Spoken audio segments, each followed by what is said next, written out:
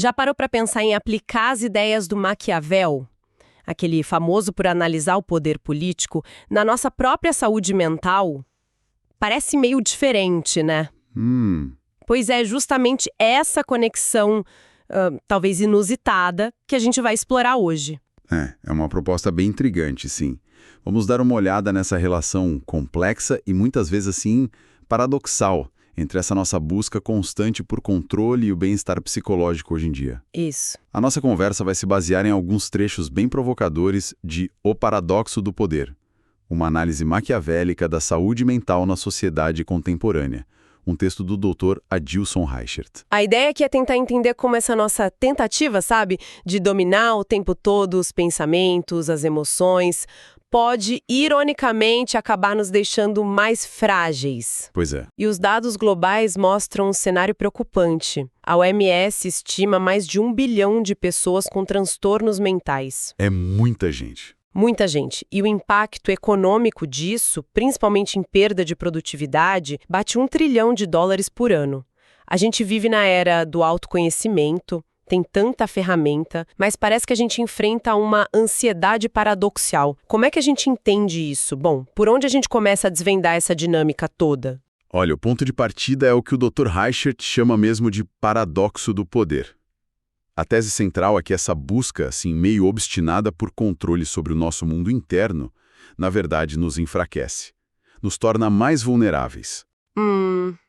É uma inversão que surpreende um pouco, né? Foge do senso comum. Exato. Essa é a tal ansiedade paradoxal. A gente tem mais informação, mais aplicativo de meditação, mais livro de autoajuda, mais terapia disponível e, mesmo assim, os índices de ansiedade, de depressão, parecem só subir. Como é que essa análise maquiavélica explica esse desencontro aparente, esse mal-estar coletivo que os números da OMS mostram tão claramente? Então, a análise do Dr. Reichert traz uma figura interessante, o príncipe interior. Maquiavel, lá em O Príncipe, ele destacava a importância para o governante de manter as aparências, sabe? De parecer virtuoso, mesmo que a realidade fosse outra. De forma análoga, a gente vive hoje sob uma pressão. O texto descreve como uma ditadura do bem-estar aparente. Existe uma exigência social e, muitas vezes, que a gente mesmo se impõe de parecer sempre equilibrado, controlado, produtivo, feliz. Sim, o tempo todo. O tempo todo. É como se a gente fosse nosso próprio príncipe, gerenciando nossa imagem para o mundo e escondendo as turbulências internas. E como essa pressão constante para parecer que está tudo sob controle se reflete na nossa mente, nas emoções, nos pensamentos? É aí que entra a conexão com abordagens como a terapia cognitivo-comportamental, a TCC. Ela ensina sobre aquele ciclo, pensamento, sentimento, comportamento. O que a gente pensa afeta como a gente se sente, que influencia como a gente age. E essas ações podem reforçar ou mudar os pensamentos iniciais. Certo. Quando a gente olha para esse ciclo pela lente maquiavélica que o texto propõe, ele pode virar uma espécie de tirania interna. A gente começa a exigir de nós mesmos só pensamentos positivos, emoções adequadas, como se fossem decretos reais, sabe? Entendi. Tipo uma regra rígida. Isso. E qualquer desvio é visto como falha, como fraqueza. O texto levanta uma questão crucial. A gente busca dominar nossos humores e pensamentos como um príncipe tenta dominar os súditos. Mas, a que custo? Qual o preço dessa guerra civil interna? E qual é o custo, então? Frequentemente o custo é a exaustão, é a ansiedade, é a desconexão da gente mesmo. Nossa, essa ideia de dominação interna me faz pensar naqueles conceitos clássicos do Maquiavel, a virtude e a fortuna. Ele falava da virtude como a capacidade do líder de agir, de impor a vontade, controlar as situações com habilidade, coragem. Exato. E a fortuna era o contrário, né? As circunstâncias externas, o acaso, a sorte, o imprevisível que foge do controle. Como é que esses conceitos se aplicam na nossa saúde mental hoje, no século XXI? É uma ótima ponte. A gente pode traduzir a virtude, nesse contexto da saúde mental, como nosso esforço consciente para gerenciar o mundo interno. Tentar controlar pensamento negativo, regular a emoção intensa, manter a disciplina, seguir planos. É a nossa agência pessoal, nossa tentativa de ser o príncipe da nossa própria mente. Ok. Já a fortuna... Bom, a fortuna abrange tudo aquilo que nos afeta, mas está além do nosso controle direto. Fatores biológicos, genéticos, o ambiente social, econômico, tipo instabilidade financeira, pressão no trabalho, desigualdade, eventos inesperados como doenças, perdas, pandemias, ou até essa enxurrada de informação e estímulo da vida moderna. A fortuna é a imprevisibilidade da vida mesmo. E a neurociência moderna, o que ela diz sobre essa nossa tentativa de exercer a virtude sobre os estados internos, de controlar o que talvez não seja controlável? É fascinante ver como a neurociência meio que corrobora esse paradoxo maquiavélico aplicado à mente. As pesquisas mostram que tentativas rígidas, forçadas de suprimir pensamentos ou emoções indesejadas, muitas vezes têm o efeito oposto. É mesmo. Sim, elas intensificam o estado interno que a gente quer evitar. É aquele fenômeno conhecido como processo irônico, ou, popularmente, a parábola do urso branco. Se alguém fala, não pense num urso branco, pronto. A imagem não sai da cabeça. Exato, ela se torna quase obsessiva. Tentar não sentir ansiedade pode gerar mais ansiedade sobre a própria ansiedade. Tentar reprimir a tristeza pode acabar prolongando ela. Neurologicamente falando, áreas do cérebro como a amígdala, que está ligada ao processamento emocional, podem ficar ainda mais ativas quando a gente tenta reprimir forte uma emoção, em vez de processá-la. Então, nesse esforço exagerado de controle, essa virtude levada ao extremo na gestão interna acaba gerando mais descontrole, meio que alimentando a fortuna interna, digamos assim. É uma ótima forma de colocar. O texto do Reichert é bem direto nisso. O excesso de controle gera descontrole. Essa busca sem fim por uma segurança emocional absoluta, por um equilíbrio perfeito e constante, é uma ilusão. E ao perseguir essa ilusão com rigidez, paradoxalmente, a gente aumenta a nossa sensação de insegurança existencial, nossa vulnerabilidade à fortuna. A gente cria um ciclo vicioso. Quanto mais a gente tenta controlar, mais a gente percebe o quanto não controla, o que gera mais ansiedade, que a gente tenta controlar ainda mais. E por aí vai. E essa dinâmica de controle e descontrole não fica só no nível individual, né? A análise vai fundo num grupo específico que vive isso de forma dramática. Os profissionais de saúde. O texto cita uns dados da OMS Europa que são, assim, realmente alarmantes. Sim, os números são um soco no estômago mesmo. Revelam uma crise silenciosa. Na Europa, 1 em cada 3 profissionais de saúde relatou sofrer de depressão ou ansiedade. 1 em cada 3? É muita coisa. E de forma ainda mais trágica, 1 em cada 10 admitiu ter tido pensamentos suicidas. São as pessoas que estão ali, na linha de frente, cuidando dos outros. É muito pesado. O texto detalha alguns fatores que contribuem para essa situação devastadora, não é? Fala de jornadas de trabalho extenuantes, 1/4 dos médicos trabalhando mais de 50 horas por semana. Surreal. Fala da precariedade, contratos temporários afetando quase 1/3 dos médicos, 1/4 dos enfermeiros, gerando uma insegurança constante. E ainda por cima, relata altas taxas de bullying, 1 em cada 3 sofrendo com isso, e até violência física ou assédio, atingindo 10% deles. Como é que a gente entende essa crise tão aguda justamente em quem tem a missão de cuidar? A análise usa outra analogia histórica forte. Os profissionais de saúde como os condottieres da mente. Os condottieres eram aqueles líderes mercenários na Itália renascentista, contratados para lutar guerras muitas vezes em condições precárias, sob grande pressão, lealdades divididas. Entendi a comparação. A analogia sugere que os profissionais de saúde hoje estão numa posição parecida, insustentável. Espera-se que eles ofereçam cura, equilíbrio, compaixão dentro de sistemas de saúde que são eles mesmos fontes de estresse crônico, de precarização e, às vezes, de violência. Eles são pressionados a exercer uma virtude heróica, cuidar, curar, ser resiliente no meio de uma fortuna avassaladora. Condições de trabalho insalubres, falta de recursos, pressão institucional. Isso quer dizer que não é só uma questão de burnout individual, de uma falha pessoal em lidar com o estresse. É mais um problema estrutural, das condições que o próprio sistema impõe. Sem dúvida alguma. O texto argumenta fortemente nessa direção. As condições de trabalho descritas, a instabilidade dos contratos, a sobrecarga, a falta de autonomia, a exposição a ambientes hostis e, em muitos casos, a falta de apoio psicológico institucional são fatores sistêmicos. Eles contribuem diretamente para os níveis elevados de esgotamento, ansiedade, depressão, até a ideação suicida. Não é fraqueza individual, então? Não é uma questão de fraqueza individual. É uma consequência quase que inevitável de um sistema que exige muito e oferece pouco suporte em troca. A fortuna do ambiente de trabalho mina sistematicamente a virtude, a capacidade desses profissionais de manterem o próprio bem-estar enquanto cuidam dos outros. É um paradoxo dentro do paradoxo. Essa tensão entre o indivíduo e o sistema é um tema que volta, né? O texto explora a ideia de que a gente é, ao mesmo tempo, príncipe do nosso próprio reino psicológico, tentando governar impulsos e emoções, e também súdito de um sistema social que impõe regras, expectativas, pressões, e menciona a neuropsicanálise como uma abordagem que pode ajudar a entender essa interação complexa. Como ela faz isso? A neuropsicanálise tenta construir pontes entre a psicanálise, que explora o mundo subjetivo e inconsciente, e a neurociência, que estuda o cérebro, as funções cerebrais.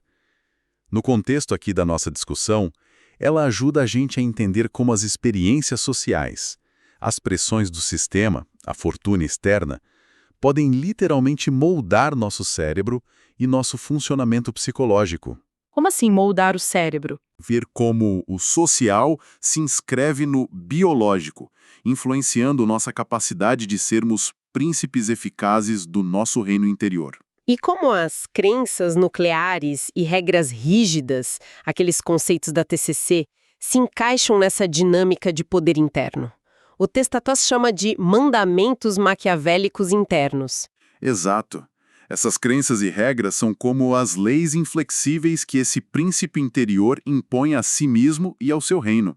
São pensamentos automáticos, muitas vezes inconscientes, que ditam como a gente deve ser e agir para ser aceitável ou seguro. Tipo, Exemplos que se encaixam nesse modelo seriam: preciso ter controle absoluto sobre tudo, não posso demonstrar fraqueza jamais, qualquer erro é um desastre total, tenho que agradar a todo mundo, se eu relaxar, tudo vai desmoronar. pesado. Funcionam como mandamentos porque são rígidos, generalizados, e violar isso gera culpa intensa ou ansiedade.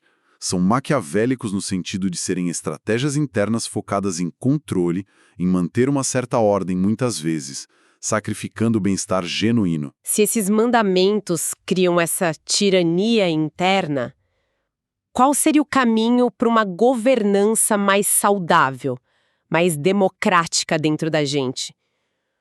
Como sair dessa lógica de controle a todo custo? É um baita desafio, né? As terapias de terceira geração da TCC, como a terapia de aceitação e compromisso, a ACT, oferece uma mudança de paradigma interessante aqui. Em vez de focar na eliminação ou na luta direta contra pensamentos e emoções difíceis, que é uma batalha muitas vezes desgastante e que não leva a lugar nenhum, como a gente viu, Certo. o foco muda, vai para o aumento da flexibilidade psicológica. Isso envolve aprender a mudar a relação que a gente tem com as nossas experiências internas. Mudar a relação, não necessariamente o conteúdo? Como assim? Pensa naquela adaptação da frase do Sun Tzu que o texto menciona: subjugar o inimigo sem lutar. Aplicado à mente seria algo como: em vez de travar uma guerra interna contra pensamentos ansiosos ou sentimentos de tristeza, aprender a observá-los com curiosidade, sem julgamento. Isso é chamado de desfusão. Reconhecer a presença deles sem se deixar dominar. E, crucialmente, continuar agindo de forma consistente com seus valores, seus objetivos de vida, mesmo sentindo desconforto. Mesmo com desconforto? Sim. A ACT trabalha habilidades como estar presente no aqui e agora, clarear o que é realmente importante para a pessoa, os valores, e tomar ações engajadas nessa direção. A aceitação nesse contexto não é resignação passiva, sabe? É abandonar a luta improdutiva contra a realidade interna para liberar energia para ações que importam. É uma estratégia mais sofisticada de governança interna. Entendi. Faz sentido. Parar a guerra civil interna para poder construir algo que vale a pena. E como essa transformação na nossa política interna pode se conectar com mudanças maiores na sociedade? O texto fala do papel da educação social e da psicoeducação, mencionando a distribuição de materiais psicoeducativos baseados na TCC. Qual a estratégia por trás disso? A ideia é que conhecimento é poder, né? Inclusive o conhecimento sobre o nosso próprio funcionamento mental. A psicoeducação, ao tornar acessível informação sobre saúde mental, sobre como a mente funciona, sobre estratégias como as da TCC ou ACT, ela funciona como uma ferramenta de empoderamento. Empoderamento. Sim, ela pode ajudar as pessoas a entenderem as próprias experiências, a desmistificar o sofrimento psicológico, a desenvolver habilidades básicas de autogerenciamento. No contexto da análise maquiavélica, como dar aos súditos, às pessoas, ferramentas para entenderem melhor as regras do jogo e terem mais agência sobre o próprio bem-estar. Torná-los menos passivos diante do sofrimento ou do sistema. A educação social amplia isso, promovendo discussões abertas sobre saúde mental, combatendo o estigma, incentivando a busca por ajuda. Mas essa capacitação individual é suficiente? Ou ela precisa vir junto com mudanças no sistema maior? O texto parece argumentar que a gente não pode ignorar as estruturas de poder que perpetuam o sofrimento. Esse é um ponto fundamental da análise, com certeza. A transformação individual é essencial, claro, mas ela acontece dentro de um contexto social, econômico, político. Se as estruturas ao redor continuam gerando estresse tóxico, desigualdade e falta de oportunidade, os esforços individuais podem ser insuficientes ou até exaustivos. É remar contra a maré. Exato. O texto traz dados da OMS que ilustram essa questão estrutural de forma muito clara. O investimento global em saúde mental ainda é irrisório. Representa em média só 2% dos orçamentos de saúde dos governos. Só 2%. E a disparidade entre países ricos e pobres nesse investimento é brutal, né? Completamente. Países de alta renda investem, em média, uns $65 por pessoa por ano em saúde mental. Em países de baixa renda, esse valor cai para míseros 4 centavos de dólar por pessoa. 4 centavos. É chocante. O texto classifica essa negligência e essa disparidade gritante como uma forma de violência estrutural. É uma falha sistêmica em prover o cuidado necessário que afeta desproporcionalmente as populações mais vulneráveis. Por isso, a análise argumenta que a transformação interna, promovida pela terapia, pela psicoeducação, precisa caminhar junto com uma transformação sistêmica. E o que seria essa transformação sistêmica, de acordo com a análise? Olha, implicaria em várias frentes. Um financiamento público justo, equitativo para a saúde mental, equiparando ela à saúde física, reformas legais para proteger os direitos humanos das pessoas com transtornos mentais, combater a discriminação, o investimento sério na formação, remuneração e bem-estar da força de trabalho em saúde mental, lembrando da crise do condottieri, né? Sim, claro. E, crucialmente, a expansão de serviços de saúde mental comunitários integrados à atenção primária, que sejam acessíveis, culturalmente apropriados e menos focados só em hospitais psiquiátricos. Mudar as regras do jogo social, não só ensinar os indivíduos a jogarem melhor com as regras atuais. Então, resumindo essa análise toda, que é bem complexa, parece que a chave para lidar com o paradoxo do poder na saúde mental é, meio que ironicamente, soltar as rédeas. Abandonar essa ilusão de que a gente pode ou deve ter controle absoluto sobre o nosso mundo interno. Parece que é essa direção, sim. E talvez, como foi sugerido, reinterpretar a virtude maquiavélica. Não como essa força de dominação rígida sobre nós mesmos e o mundo, mas como uma habilidade mais sutil. A sabedoria de navegar as águas turbulentas da fortuna, da imprevisibilidade da vida, com mais flexibilidade, autocompaixão, resiliência. Uma virtude diferente. É uma virtude que aceita os limites do controle. Uma mudança de postura que parece bem mais sustentável a longo prazo. Com certeza. A análise do Dr. Reichert aponta para essa abordagem dupla integrada. Por um lado, a necessidade da transformação interna, cultivar autoconhecimento, talvez com insights da neuropsicanálise sobre como nosso cérebro responde às pressões, e usar ferramentas práticas, como as da TCC e ACT, para desenvolver flexibilidade psicológica, mudar nossa relação com pensamentos e emoções difíceis. E por outro lado? Por outro lado, a urgência da transformação externa. Lutar por reformas sistêmicas que criem ambientes sociais, de trabalho, de saúde, que sejam genuinamente promotores de bem-estar e não fontes de adoecimento. Não vem da imposição ou do controle de ferro, mas sim da adaptabilidade.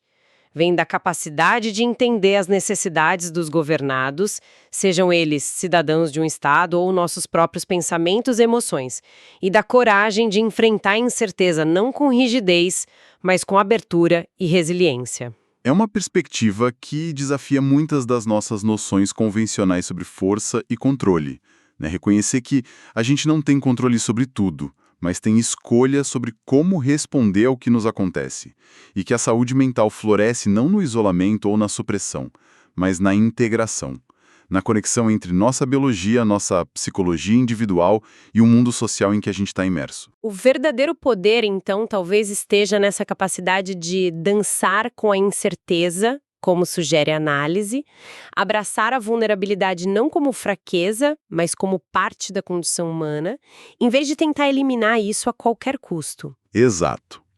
Uma visão que, embora possa parecer contraintuitiva no começo, pode ser profundamente libertadora e, paradoxalmente, mais fortalecedora no fim das contas. E para quem nos ouviu e acompanhou essa exploração toda, fica uma reflexão final inspirada diretamente nessa análise maquiavélica da mente. Se o Maquiavel aconselhava príncipes sobre como gerenciar as populações externas dos reinos deles, quais seriam os contratos sociais implícitos que cada um de nós estabelece com as populações internas dos nossos próprios pensamentos, emoções, impulsos, pensando nas ideias de controle, tirania interna, aceitação, flexibilidade que a gente discutiu? Como seria começar a renegociar esses contratos internos no nosso dia a dia? Que tipo de governança interna a gente realmente deseja construir?